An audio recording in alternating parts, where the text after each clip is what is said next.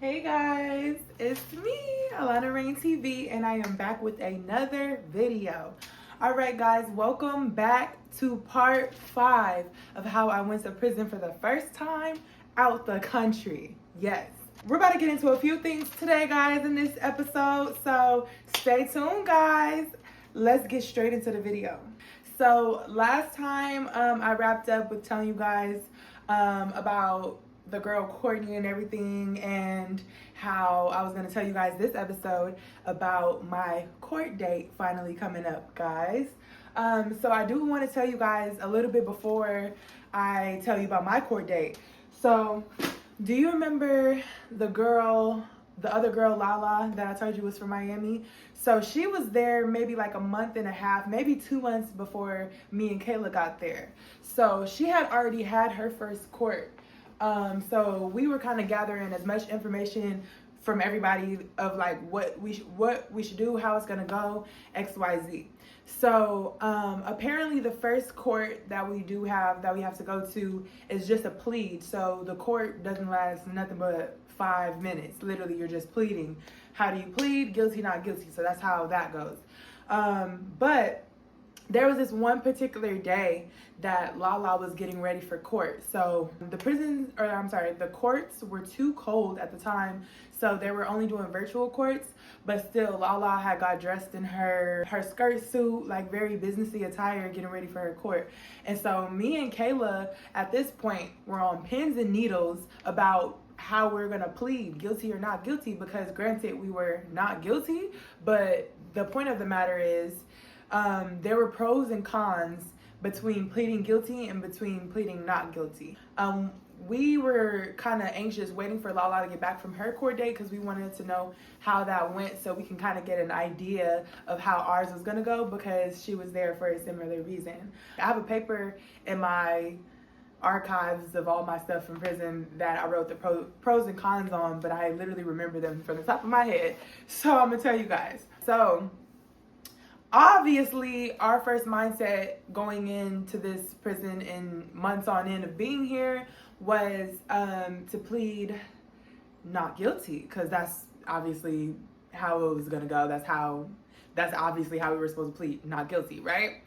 So my lawyer actually did come visit me in this span of time before my court date. I want to say it was like a couple of weeks before my court date. And again, my first court date was January 23rd. So my lawyer did come visit me in person, and that was my first visitor. I did have other ones down the line that I'll get into, but he came to visit me, and oh boy, I cried, and just, he made me feel much better about my situation and everything, because he's just letting me know like it's okay, like based on everything you told me and everything, we're gonna have an easy win, easy not guilty verdict, and blah blah blah.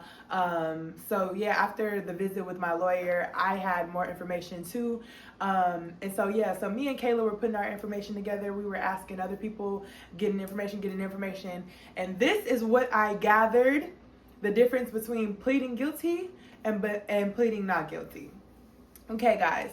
So if you were to plead not guilty to the charge that we were being charged for, you would have to wait 6 months for a court date. That's because that's usually how long it takes for these court dates, how long they usually drag these out for, right? So you would have to wait 6 months for a court date. And then if they did decide after that 6-month mark that for whatever reason they found you to be guilty, or they just decided you were guilty based on with the evidence that they found, you still have to do your time. After already being there for 6 months, you still have to do your time, which would be probably another 6 months. Also, if you plead not guilty and they find you not guilty, great, but you still would have had to wait there at the prison for that 6 months to get your court date. just to prove that you're not guilty. And then they find you not guilty, great. You're allowed access back to the UK, but you have to figure out your own way home. And this is 6 months being robbed of working and all this stuff. You still would have had to figure out your way back home, your own plane ticket. And flights to UK are easily $2,700 to $3,000. So that's all the things that you would have got for pleading not guilty. Now, let me read you the pros and cons of pleading guilty, like you did it. Pros and cons of pleading guilty were you had a speedier court date. So your court date would be within 2 months of your first court date. So like I said, my first court date was a month of being there, and it was just to plead guilty or not guilty. And then after that court date, they want you to reiterate, are you still pleading not guilty, or did your decision change? And if it changed, you let them know, and then they move forward, and what they were going to do moving forward, that's how that would go. So basically, pleading guilty, you would have had a quicker court date. You also get time off of, you get time served for the time that you've already been there. You also get a percentage off of your sentence for pleading guilty.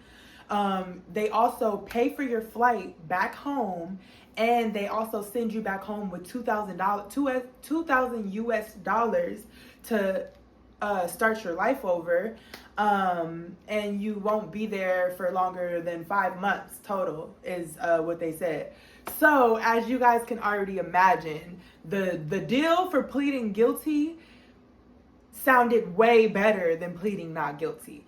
And honestly, guys, through all the pros and cons of pleading guilty and not guilty, I didn't even care the cons about pleading guilty. I just wanted to get home. I just wanted to go home. So whichever option was going to get me home faster is exactly what I was going to do. So it was sounding like pleading guilty, even though I wasn't. It was sounding like pleading guilty would be the better option to get me home sooner, and I wouldn't have to pay for my flight back. So that just seemed like the better option. But the only con that I would consider a con of pleading guilty, of course, is I'm not allowed back into the UK for a certain amount of years. I believe it's like 10 years, unless like I apply for like a pardon or what have you. So that's that. So like I said, the decision to start pleading guilty started playing in my head, and me and Kayla were just bouncing ideas off of each other for days on and days on before our court dates, because we just really didn't know what to do. And now, like I told you guys, Lala from Miami, her actual court date was approaching. And so we were asking her, like, what was she gonna do in her court date? She's like, oh girl, I'm pleading guilty. Like, no doubt, hands down, I'm pleading guilty. And I'm just like, we're just so confused by that. Like, it just doesn't make sense for us to plead guilty when we're not guilty.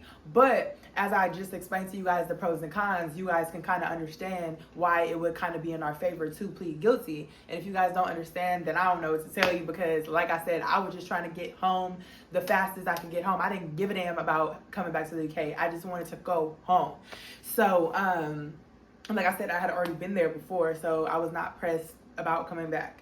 So Lala from Miami, her court date came up. She went to court virtually down in their video room, and she came back up. She told me and Kayla she pled guilty, and she had got sentenced to. How long did she get sentenced to? Honestly, I can't even remember how long she got sentenced to, but honestly, it doesn't even matter, because I'm going to tell you guys how long I got sentenced to. So she got sentenced to whatever she got sentenced to, and then me and Kayla kind of added that into our decision of whether we were going to be pleading guilty or not guilty. So let's fast forward to now, my first court date, guys. So I had and this is after my lawyer had came to visit me. So I had it in my head already that I was going to be pleading not guilty. So my court date comes, they call me down, and then the officers escort me to the video call room. And then I'm already having in my head that I'm finna cry my butt off. I had a letter to read to the judge, but apparently this was not the court hearing for that. But I was just prepared, right? So I'm sitting in this room by myself with the screen in front of me, door closed behind me and locked behind me. And literally I'm just like basically waiting for the Zoom call to start. And I'm just kind of like building up my little waterworks. And then I start to see them come on the screen. So I want to say it was the barrister or my solicitor who came on the screen first. Can't remember. I want to say it was my solicitor. So then, yeah, it was my lawyer who came on first, and he basically let me know that this was our time to talk before court started and XYZ, what have you, right? So, guys, let me just say that I was not prepared by any means to see the way that these people came on. The judge, the barrister, the opposing side. I was not prepared to see how they came on this screen, guys. If you guys are not familiar with the UK system, court and judicial system, let me insert a picture right here of what your average court date will look like in the UK. I'm dead ass serious. This is what they came on the camera looking like, y'all. So I'm over here trying to work up my waterworks, and I see them come on camera with these fake old George Washington looking wigs, and I almost lost it, y'all. So I was in a combination of crying and laughing, but I tried to make the laughing kind of feed into my crying. So I'm crying for real though, because I'm really like, yo, I want to go home. Judge, I learned my lesson. Like, I've been here for so long. Like, please don't do this to me. Like, but also like, y'all gotta be for real. Why do y'all wear these wigs? Okay, anyways. So I want to say that court session only lasted like 5 minutes, because it was, how do you want to plead? And then my lawyer was there. He said, we want to plead not guilty. They were like, okay, your court date is going to be set for, what did they say? Court date's going to be set for February, whatever.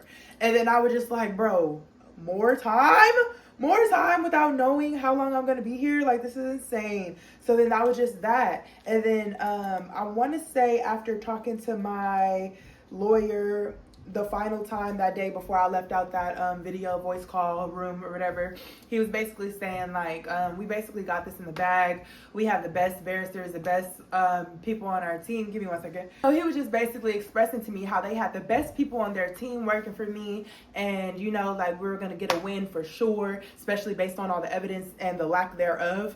So I was like feeling a little bit better about that, but I was just really sad that I had to wait all the way till February to find out like my next move. Now, remember how I told you guys Lala from Miami already had her court date? Right. So now, people are starting to get moved to different prisons now. People are starting to leave one woman at a time. People are starting to leave. So the first person to leave to go to a different prison was Lala.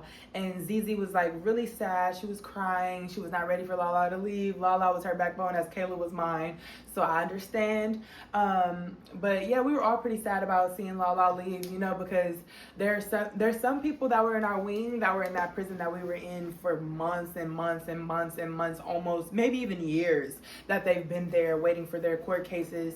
So when Lala left, it kind of gave me and Kayla a little bit of hope about like how this process was about to be moving along. Like, after our court dates will be like moving along or whatever.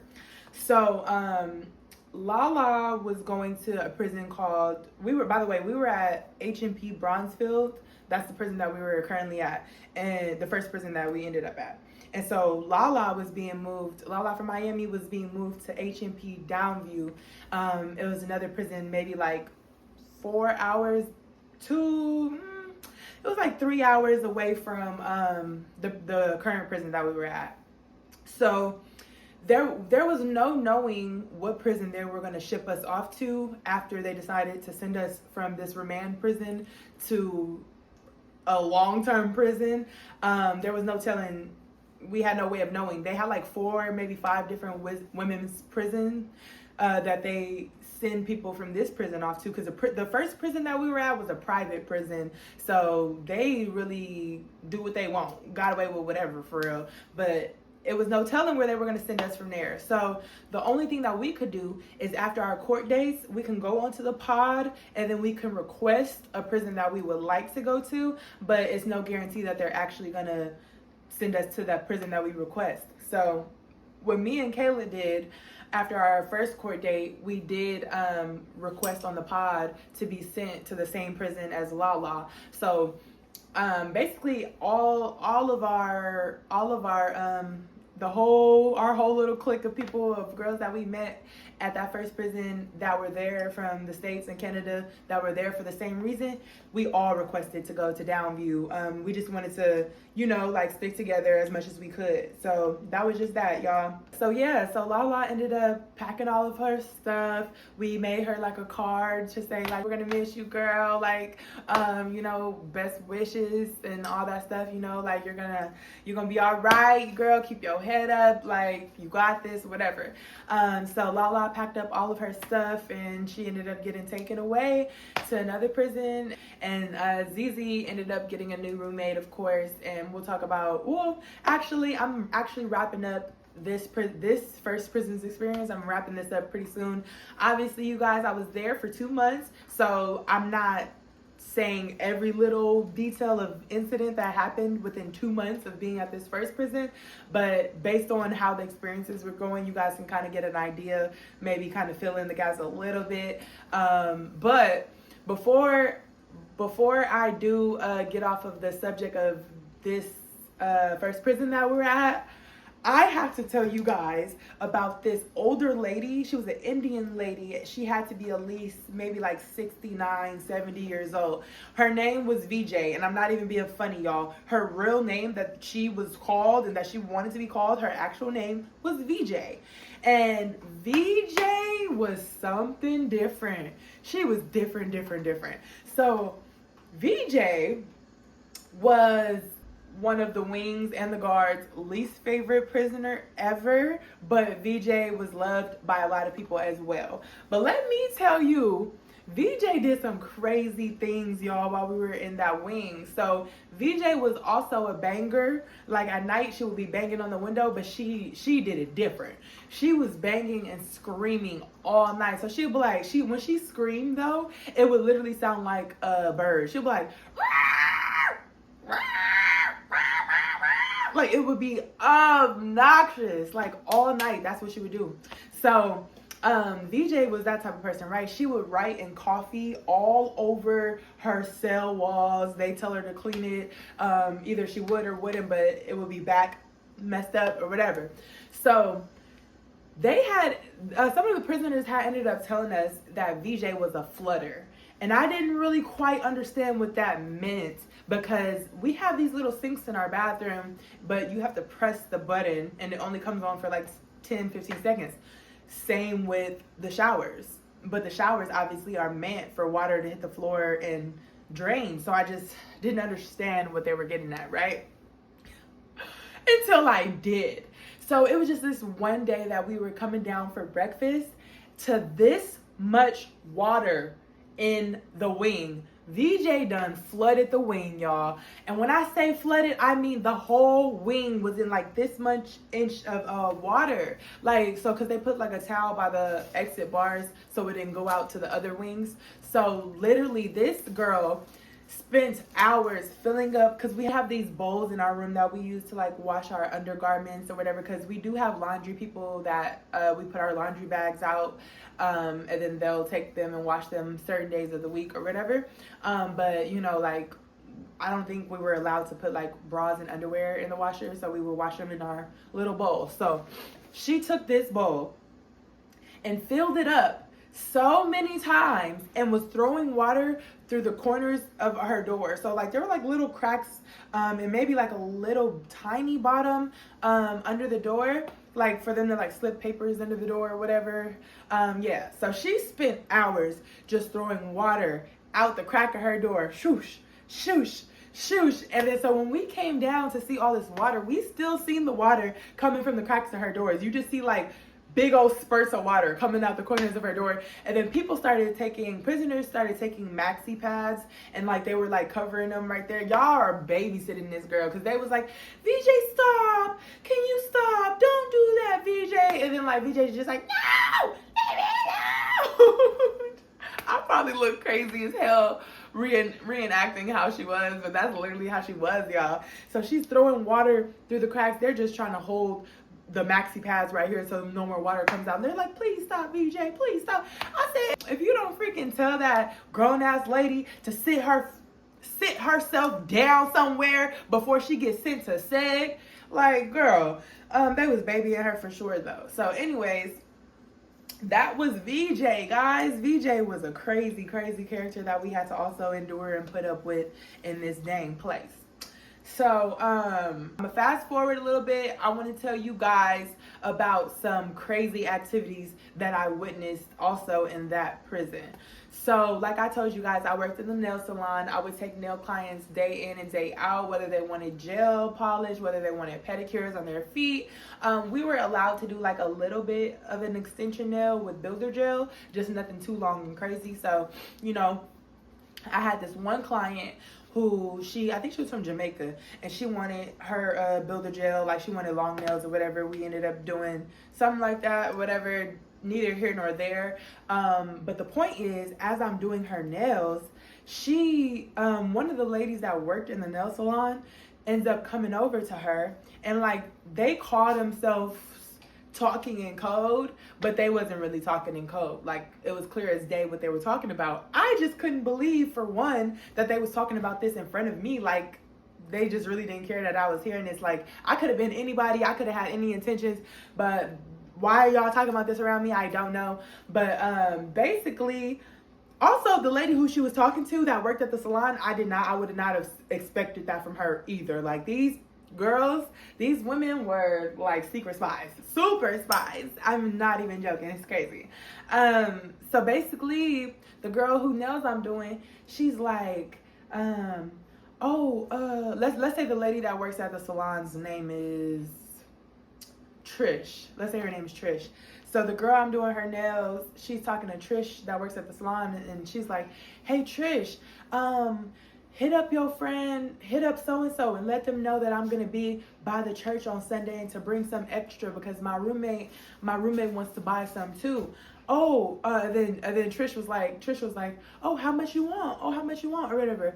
And she's like, oh, tell him that, like, you know, I got 40 pounds. Like, 40 pounds is money. So that's like me saying $40, but 40 pounds worth or whatever. And I was just like, are they talking about a rug deal? Like, what is going on?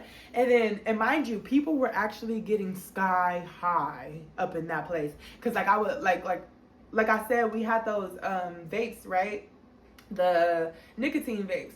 So people would take off the vape oil pods and then they'd put either resin or the actual flour in between that part, because that hot plate would get hot. So they put it in between the hot plate and they screw their stuff back on, and they was really in there getting sky high. Like, this one girl, she would go in her room mad, come out happy with red eyes eating snacks. It was no joke. Yeah, so she's telling her Trisha. She's telling Trisha to have her peoples meet her in the regular spot. And the regular spot, guys, was in front of the church. In front of the church. And this church, when you leave out the front door of this church, it's not like you're just outside in the quad or anything. You're still in a building. So you have to go through guards to go through this class building. It's like another side. Like, we have this class building, and then we have this class building. This class building had the church, Esme, the LGBT focus groups, and then this side had our IT classes, the library, and math class and all that other stuff. Anyways, you have to go through several bars to get up to this church. So I'm just confused on how this got passed up and why is the church just a regular meeting spot for these exchanges. Like, that's actually really sad and crazy. And then apparently some of the guards already knew that that stuff would be going on in front of the church. So you would think that they would be more vigilant and have more security or more focus to that area, since they know that that stuff goes on a lot right there. Crazy.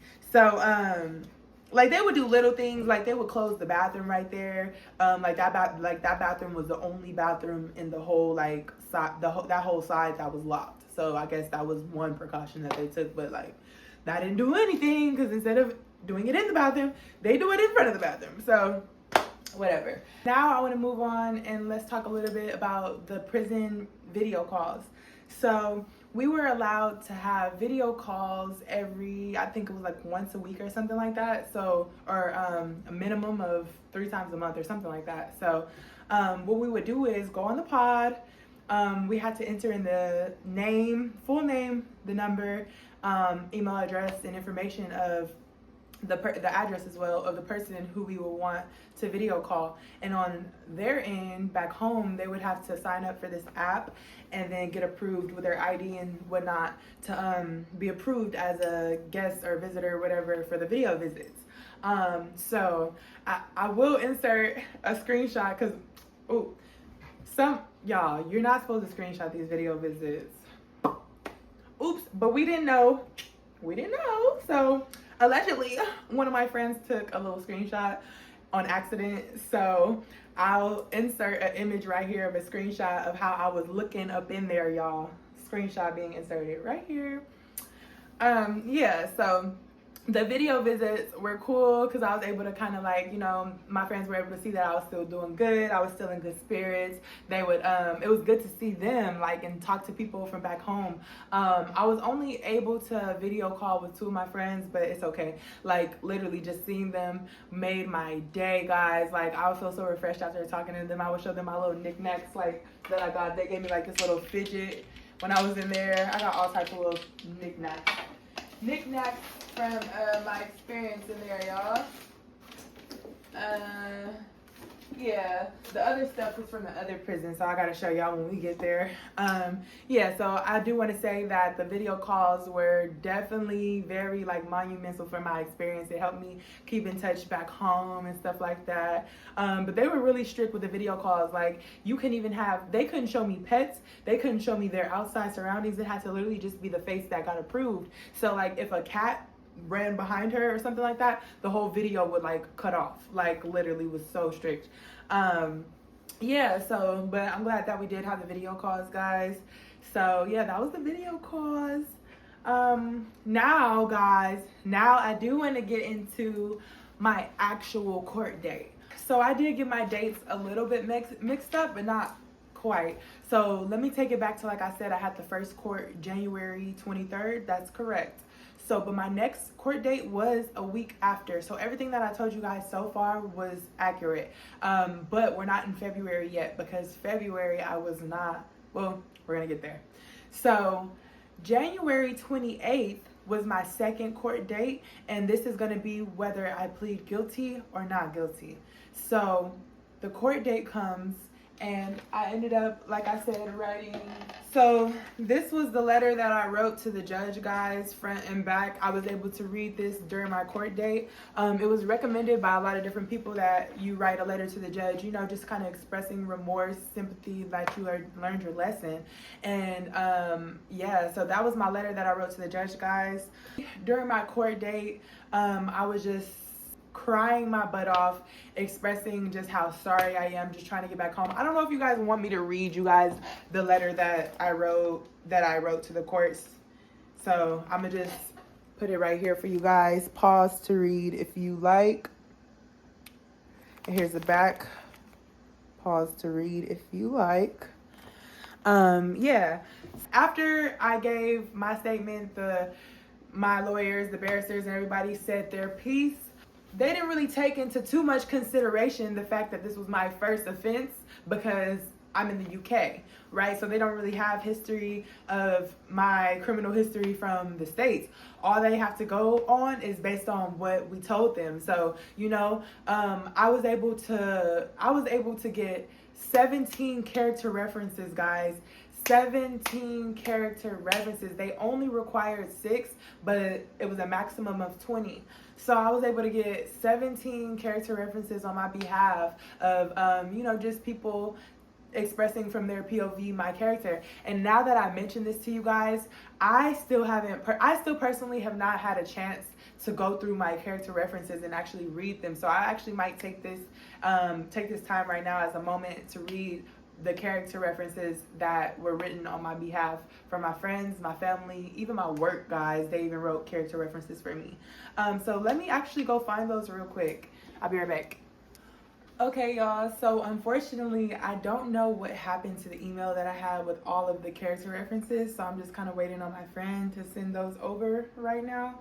But, so I might just read the character references in my next video, but I did find one of them. I found the one that was from my job, so I'll just read that character reference.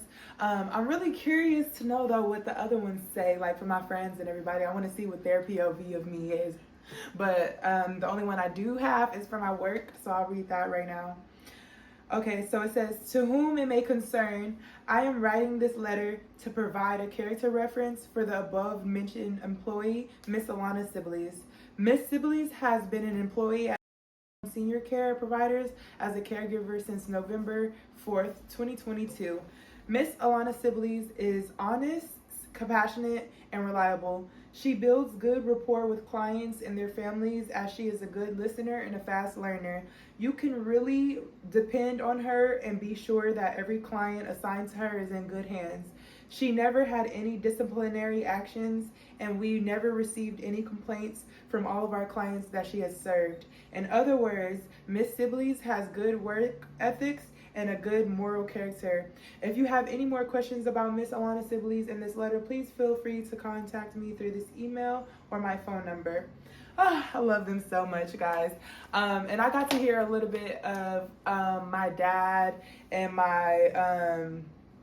my basically brother-in-law's recount of me or whatever. And when I say brother-in-law, I mean my best friend's big sister's fiance. Okay, so that's my brother-in-law. But so I got to hear some of theirs, guys, but I do want to get the rest of you. I do want to get the rest of my character references so I can read them. So when I get those, I'll add those into part 6.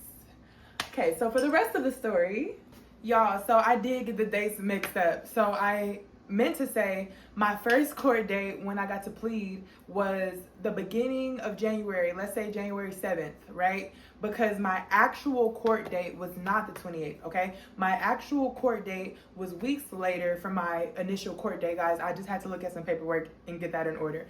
My first court date was January 7th. My second court date when I was able to plead or whatever, like whether I wanted to continue with my not guilty plea or my guilty plea, was January 23rd.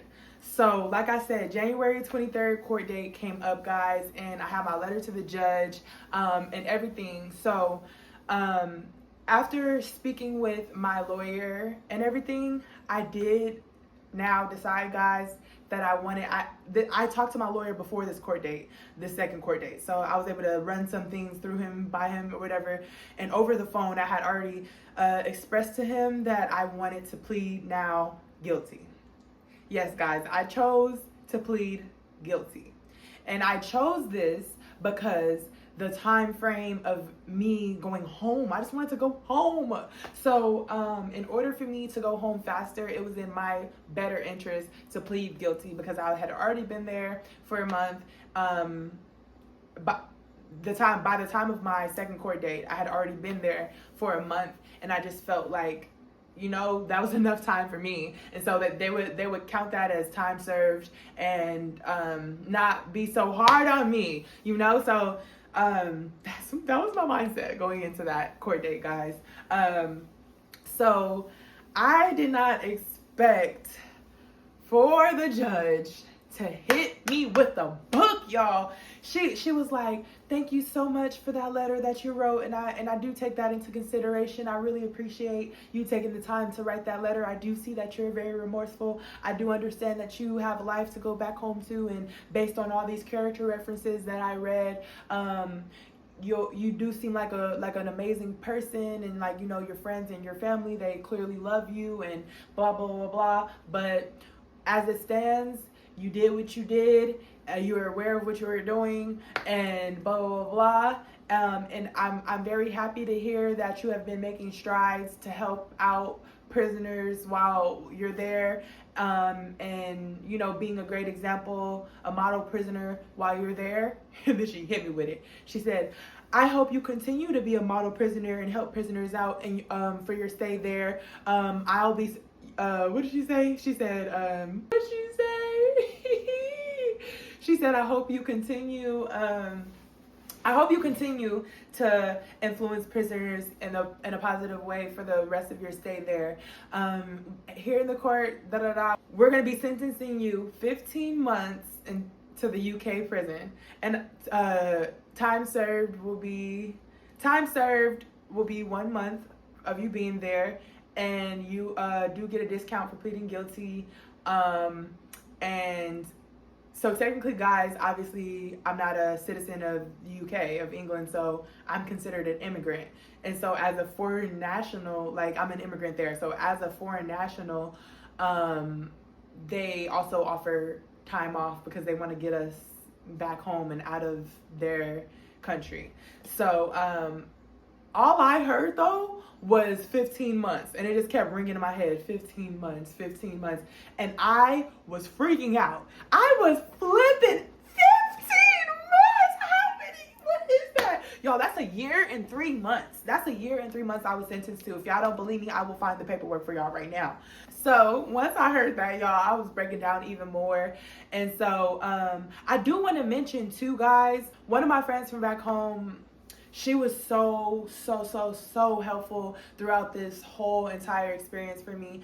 She actually took it upon herself to reach out to a Black activist that is in the UK, and she advocates for women in prison.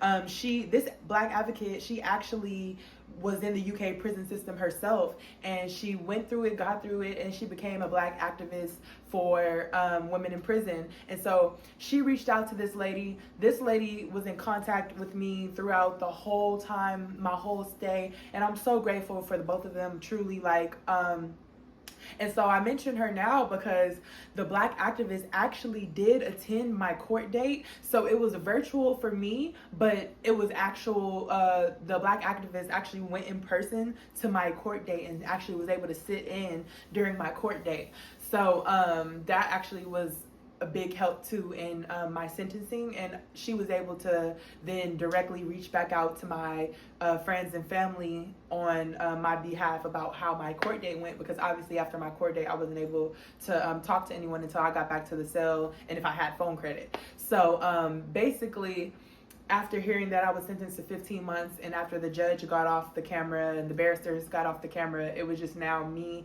and my lawyer, and I'm crying. And he was just saying, like, no, this was the best case scenario. This was best case scenario, best case scenario. He was like, I reckon you'll be out of here within the next month.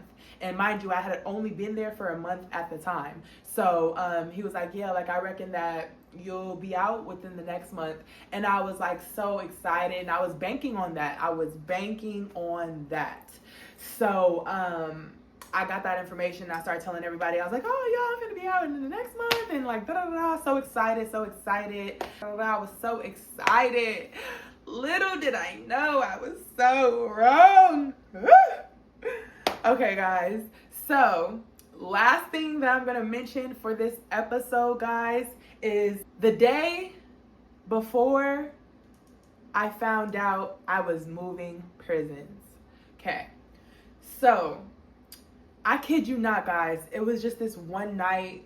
I had already been through court. It had been like, what, a week now past my court date, maybe 5 days, let's say 4 or 5 days past my court date. So I'm just thinking about how everything's gonna go. wondering how much longer I'm finna be at this prison, this current prison, before they decide to ship me out, right? So that must have been on my brain so heavy that I ended up having a dream, guys. I had a vivid dream that I was gonna receive, because in order for you to know that you're moving prisons, it was one of two ways. Either one, that night you can check the pod and it'll literally say that you have movement in the morning, and it'll say like you're being sent to another prison. You'll receive it that night. And if you didn't receive it that night, you will get a paper under your door in the morning saying like you're going to be packing your stuff up today because you're going to be leaving later. Either or, right? So I had a dream, guys, that I had got a slipped under my door saying that I was moving prisons. And it was just so vivid, right? So I remember waking up telling Kayla, like, Kayla, girl, I had a dream that I was getting a paper saying that I was moving today. She was like, did you check the pod? Did you check the pod? Mind you, I checked the pod last night and I didn't have any movement for the next morning, so that wasn't even on my mind. And so she was like, did you check the pod? Did you check the pod? And I was like, let me go run down and check it now. So I ran downstairs to check the pod and there was nothing. I didn't have a paper under my door, nothing, right? So I was like, oh man, that dream was crazy, whatever. So then I went on about my day. We're approaching maybe 11, 12 o'clock right now. We were unlocked at that moment for something I don't remember, but all I remember is Kayla. I was downstairs and all I remember is Kayla running downstairs with a paper in her hand. And she's like, and I was just like, what? What's going on? And she was like, and I was like, what is this? It says, H&P Bronzefield is receiving a prison from the court's need to make spaces on a daily basis for residents to come, blah, blah, blah, blah, blah, blah, blah, blah, blah. You will be transferred as the following. Tuesday, January 28th, you will be moving to H&P Downview. This is a transfer slip to change prisons, guys. So they never even give these to you later in the day, but they gave me mine later in the day, guys. So Kayla was so sad. She was so hurt and she was so in her feelings. And I really, obviously I was too, because I was not ready to leave my girl. But you guys, this day that I was leaving was not like no other. I'm gonna leave you guys with a cliffhanger. When I come back to part 6, I'm gonna just start straight about the day that I was leaving, getting transferred to the other prison, because I promise you it was no other, guys. I'm talking about I was running away from prison guards. Me and Kayla ended up getting locked in our room for the whole rest of the day until I left, because we were raising havoc in this place on the last day. So I can't wait to tell y'all how the last day in this prison went before I got moved to the other prison, guys, because it is literally off the wall. But with that being said, guys, I'm going to leave you guys here, and thank you guys so much for watching part 5 of how I got sent to prison out the country for the first time in my life, y'all. So make sure you guys stay tuned for part 6. We'll be dropping tomorrow. Love you guys so much. Thank you guys so much for staying tuned and watching all my stories. I appreciate you guys. Make sure you subscribe if you're not already, because this channel is litty. All right, guys, hit that notification bell, subscribe to my channel, and I'll see you guys later. Bye. Go trim, cut it, get it on film. 4 course meal, she ate up the drip. She wanna go through that, yeah.